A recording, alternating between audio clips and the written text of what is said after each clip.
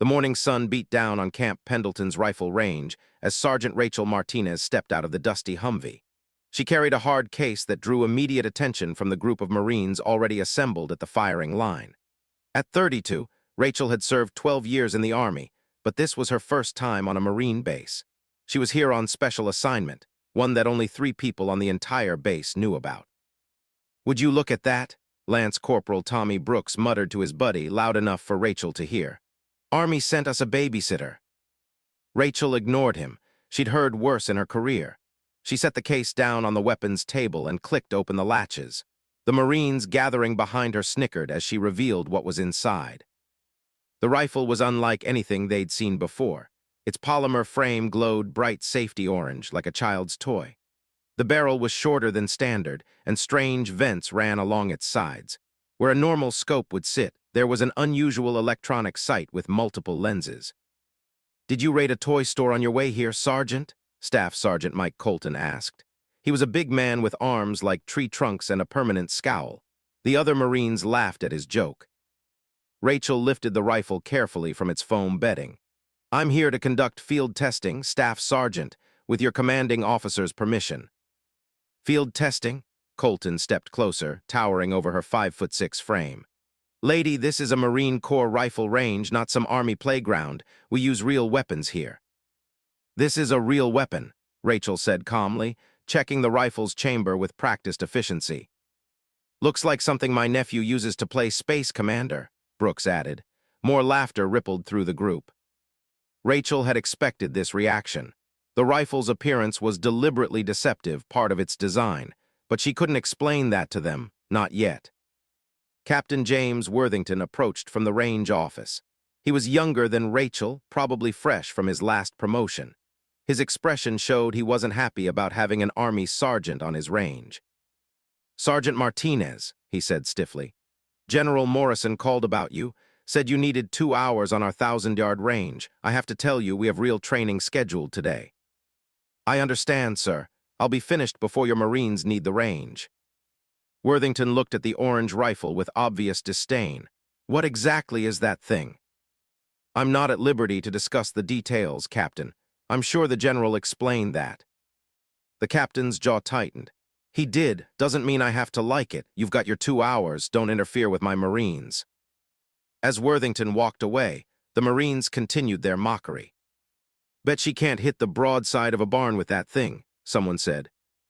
"Probably shoots marshmallows," another Marine added. Rachel loaded a magazine into the rifle. The rounds looked standard, but she knew they were anything but. She'd helped design them herself during her 3 years working with advanced weapons development at Aberdeen Proving Ground. She walked to the firing line, aware of the dozen Marines watching her every move. Some had pulled out their phones, probably recording what they expected to be an embarrassing failure. Rachel lay prone on the mat, settling the rifle into her shoulder. Through the advanced optic, the 1,000-yard target appeared crystal clear, as if it were only 50 yards away. The rifle's internal computer calculated wind speed, humidity, and barrel temperature, making tiny adjustments she could see in the display. "This ought to be good," Colton said loudly. "Anybody want to bet she doesn't even hit paper?" Rachel took a breath, let half out, and squeezed the trigger. The rifle made an odd sound, not the sharp crack of a normal rifle, but a compressed whoosh. The recoil was almost nothing. A second later, the target's center exploded in a shower of paper. The laughter stopped. Rachel fired 9 more rounds in quick succession. Each hit dead center, turning the bulls into a single ragged hole. She stood up, ejecting the empty magazine. The Marines stared at her in silence. "Lucky shots," Brooks finally said, though his voice lacked conviction. Rachel loaded another magazine.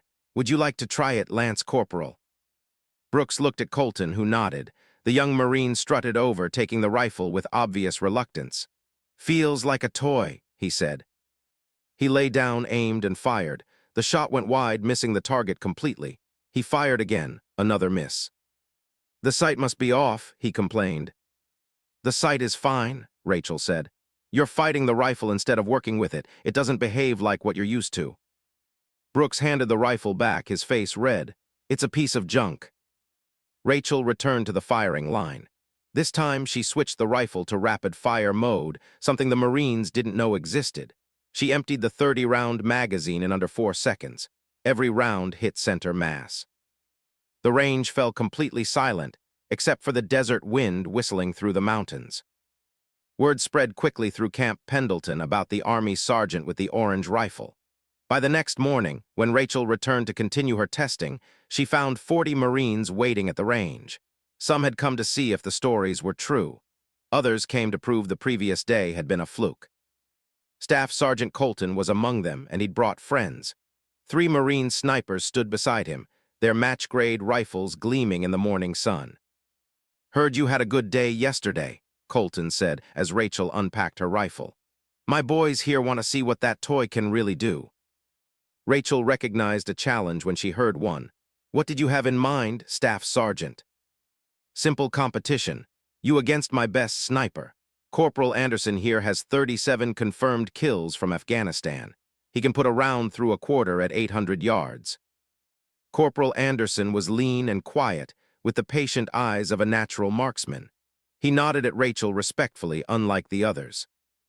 "I'm here to test my equipment, not to compete," Rachel said. "Afraid you'll lose," Colton pressed.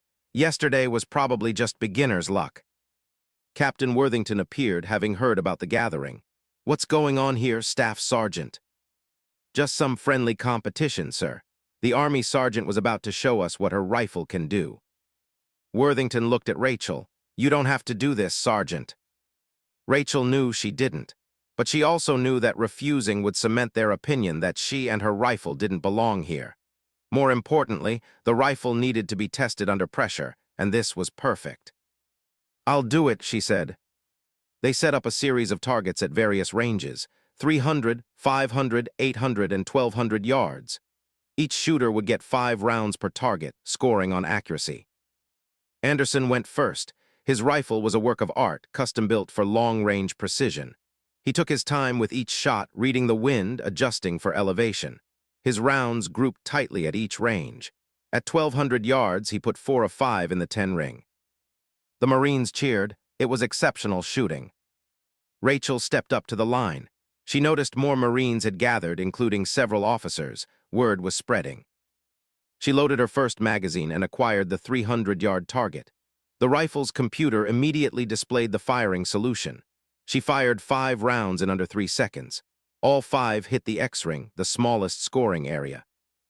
Moving to 500 yards, she did the same thing.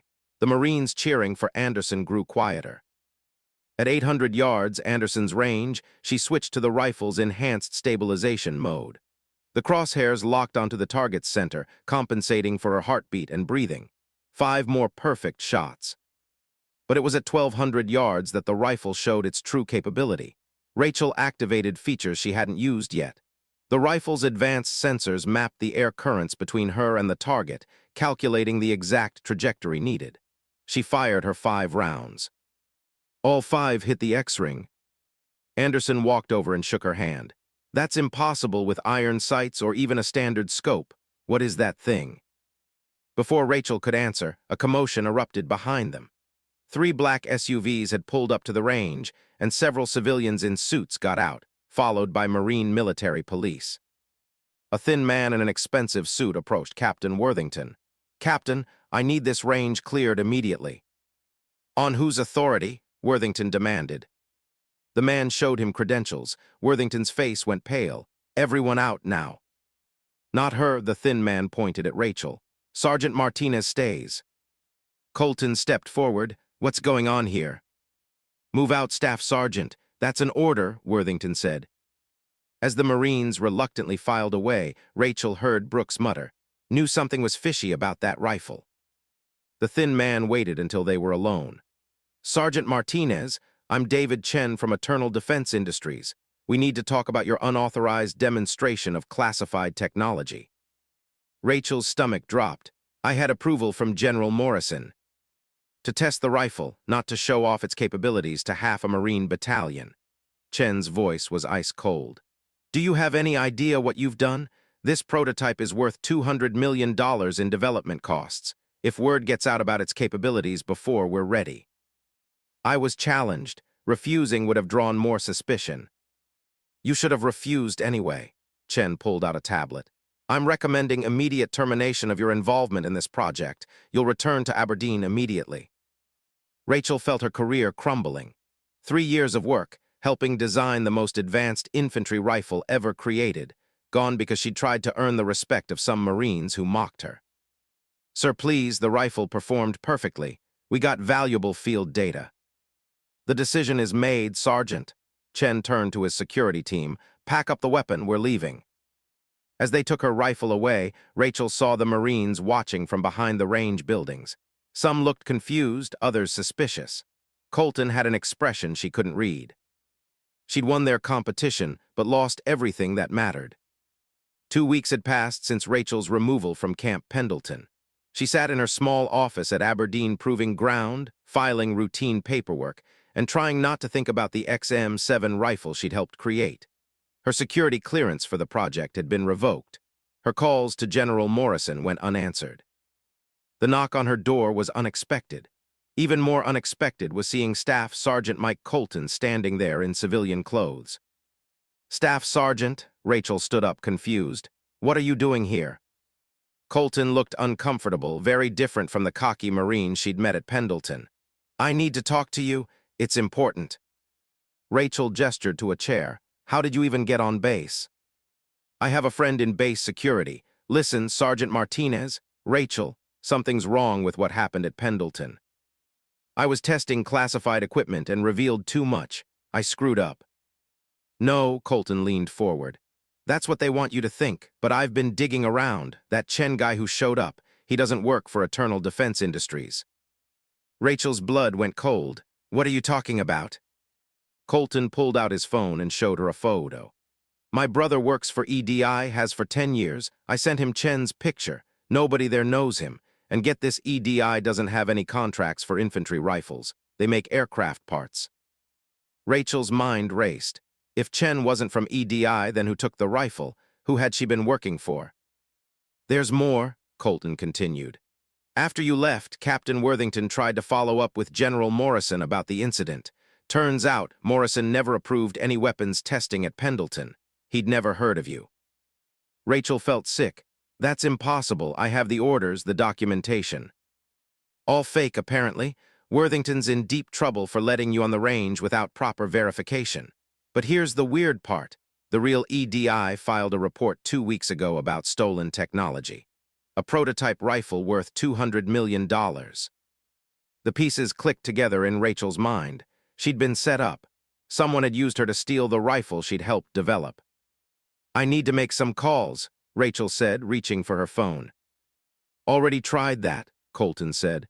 Nobody at Aberdeen will talk about the XM7 project. It's like it never existed, but I found something else. He showed her another photo on his phone. It was grainy, taken from a distance. But Rachel recognized the orange rifle immediately. It was being loaded onto a cargo plane. Where was this taken? Private airfield in Nevada, 3 days after you left Pendleton. The plane's registration is Venezuelan. Rachel stood up, packing. We need to tell someone, the FBI military intelligence. With what proof? Officially, that rifle doesn't exist. You were never at Pendleton. The whole thing's been scrubbed. Then why are you here? Colton was quiet for a moment. Because I saw what that rifle could do if that technology ends up in the wrong hands. And because I was wrong about you. You're not some army glory hound. You genuinely cared about that weapon like it was your baby. It was, Rachel said quietly. I spent 3 years perfecting the targeting system. The recoil dampening alone took 18 months to get right. There's someone you need to meet, Colton said. Colonel Sarah McCandless. She just transferred to Pendleton. She's been asking questions about you and that rifle. Never heard of her. That's because she's usually at the Pentagon. Strategic Weapons Assessment. If anyone can help, it's her. Rachel grabbed her coat. Let's go. The drive to Pendleton took 2 days. Colton explained more along the way. Several Marines had recorded Rachel's shooting demonstration. The videos had been making rounds through military channels, reaching people who understood what they were seeing wasn't normal. Colonel McCandless was nothing like Rachel expected. She was in her 60s, gray-haired with sharp eyes that missed nothing. She met them in a secure conference room on base. "Sergeant Martinez," she said without preamble, "do you know what you've done?" "I was tricked into stealing classified technology, ma'am." "No," McCandless said. "You've exposed one of the biggest security breaches in military history. The XM7 project is real, but it was supposed to be developed by Raytheon, not EDI. Someone inside the Pentagon has been feeding information to foreign actors." She pulled out a folder stamped top secret. 3 years ago, we started development of next-generation infantry weapons. The project was compartmentalized. Only 12 people had full access. You weren't one of them." Rachel was confused. "But I worked on the rifle. I have the emails, the technical drawings." "All fake. Someone created an entire parallel development program, using you and a handful of other engineers who thought they were working on the real thing. They used your expertise to solve problems the actual team was struggling with." "The targeting system," Rachel said, understanding dawning. "Exactly. Raytheon couldn't crack the stabilization algorithm, but you did. And someone stole your work, built a prototype, and used you to demonstrate it before stealing it back." "Who?" Colton asked. McCandless looked grim. "That's what we're going to find out. Sergeant Martinez, I need you to tell me everything. Every person you worked with, every order you received. Someone high up orchestrated this, and they're probably planning to sell that rifle to the highest bidder." Rachel thought about the 3 years of work, the late nights, the breakthrough moments. All of it had been a lie. "I'll tell you everything," she said, "but I want in on catching them." McCandless smiled for the first time. "I was hoping you'd say that." The abandoned warehouse in Baltimore's industrial district was supposed to be empty. Rachel lay on the roof of the building across the street, watching through night vision goggles as 3 vehicles pulled up to the loading dock. She'd been in position for 6 hours, waiting. "Movement on the north side," Colton's voice crackled through her earpiece. He was positioned on another rooftop with Anderson, the sniper she'd competed against weeks ago. "Copy," Colonel McCandless responded from the command van 2 blocks away. "All units hold position." For 3 weeks, they'd traced the conspiracy. Rachel had remembered every detail, every communication.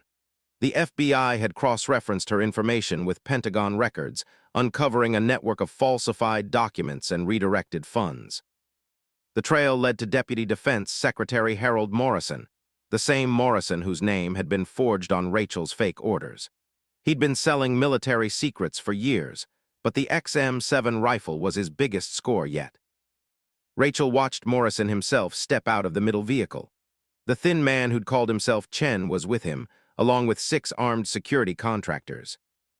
"Confirmed visual on Morrison and suspect Chen," Rachel reported. 6 additional hostiles. "Federal agents are moving into position," McCandless said. "Wait for the signal." A 4th vehicle arrived. 3 men got out, clearly foreign operatives based on their movement patterns. One carried a briefcase.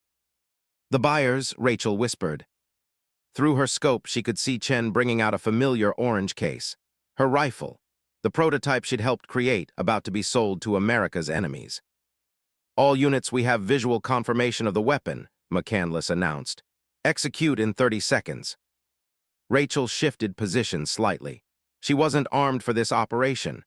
Officially, she was only there as a technical advisor to identify the rifle. But McCandless had understood her need to see this through. "Execute, execute, execute." Federal agents swarmed from hidden positions. "FBI, nobody move." The security contractors reached for their weapons. Gunfire erupted. Rachel saw Chen running with the rifle case. Without thinking, she was on her feet, sprinting down the fire escape. She heard Colton shouting in her earpiece but ignored him. Chen was heading for an alley between warehouses. Rachel cut through a loading bay, her army training taking over. She emerged ahead of him, blocking his path. "Stop right there," she shouted. Chen skidded to a halt, still clutching the case. This is all your fault if you'd just done what you were told." "I did exactly what I was told. That was the problem." Chen dropped the case and pulled a pistol. Rachel dove behind a dumpster as bullets sparked off the metal. She had no weapon, no backup in the alley. The shooting stopped. She heard footsteps running away. Carefully, she peered out. Chen was gone, but the rifle case remained. Martinez, what's your status? Colton's voice was urgent. I'm clear, I have the rifle. She opened the case. The orange prototype lay there, exactly as she remembered it. All those hours of work, all that innovation, almost sold to the highest bidder. 20 minutes later, the warehouse was swarming with federal agents. Morrison was in custody, along with 4 of his conspirators. Chen had escaped, but his identification was now known, a former CIA operative who'd gone rogue 5 years ago. Colonel McCandless found Rachel sitting on a crate, the rifle case at her feet. That was stupid, Sergeant, running after an armed suspect without backup. Yes, ma'am. McCandless sat down beside her. It was also brave. That rifle would have been worth millions on the black market. Enemy nations would have reverse-engineered it within months. What happens to it now? Raytheon will get the prototype. Your work will be integrated into the official project. The real XM7 should be ready for field testing within a year. And me? McCandless smiled. How would you like a job at Pentagon Weapons Assessment? We could use someone who understands both the technical and practical sides of development. Before Rachel could answer, Colton and Anderson approached. Sergeant Martinez, Colton said formally, then his face broke into a grin. That was some real Marine Corps stuff you pulled back there, stupid but brave. I thought Marines had a monopoly on stupid but brave, Rachel shot back. Anderson stepped forward. We owe you an apology. What we said when you first showed up, we were wrong. Rachel stood up. You couldn't have known what was really going on. No, Colton said, but we judged you before you ever fired a shot, mocked you because you were different, because you were Army, because you were a woman with something we didn't understand. That was wrong. He extended his hand. The Corps could learn a lot from you, Sergeant. Rachel shook his hand, then Anderson's. 6 months later, Rachel stood in dress uniform at the Pentagon as Secretary of Defense James Mattis presented her with the Distinguished Service Medal. The citation mentioned only exceptional service in protecting critical defense technologies. The full story remained classified. But in the audience sat a group of Marines from Camp Pendleton, including newly promoted Gunnery Sergeant Colton and Sergeant Anderson. They'd requested special permission to attend. After the ceremony, Colton approached her. So, Major Martinez, heard you're heading up a new weapons evaluation team. Rachel smiled at her new rank insignia. The promotion had come with her Pentagon position. That's right, want to know a secret? Always. We're starting field tests next month, real tests with regular Marines. No orange rifles this time, though. Shame, Anderson said, joining them. I was hoping to get a chance to shoot that thing properly. Who knows, Rachel said. Maybe someday you will. The technology we developed isn't going away, it's just getting better. As she watched the Marines leave, Rachel thought about the journey that had brought her here. From mockery to respect, from betrayal to vindication. The orange rifle had been a prototype in more ways than one, not just of new technology, but of what happened when prejudice met persistence, when assumptions met ability. The rifle itself now sat in a Pentagon vault, its bright orange polymer a reminder that sometimes the most powerful weapons came in unexpected packages, just like the people who wielded them. Colonel McCandless appeared at her elbow. Ready for your next assignment, Major. Rachel straightened her uniform. Yes, ma'am. Good, because I've got reports of some interesting new technology coming out of a lab in New Mexico. Thought you might want to take a look. Will I need to deal with suspicious Marines again? McCandless laughed. Probably, but something tells me you can handle it. Rachel smiled. She'd proven that already, and she'd do it again as many times as necessary. Because that's what soldiers did. They adapted, overcame, and never stopped fighting for what was right. Even when their rifle was orange.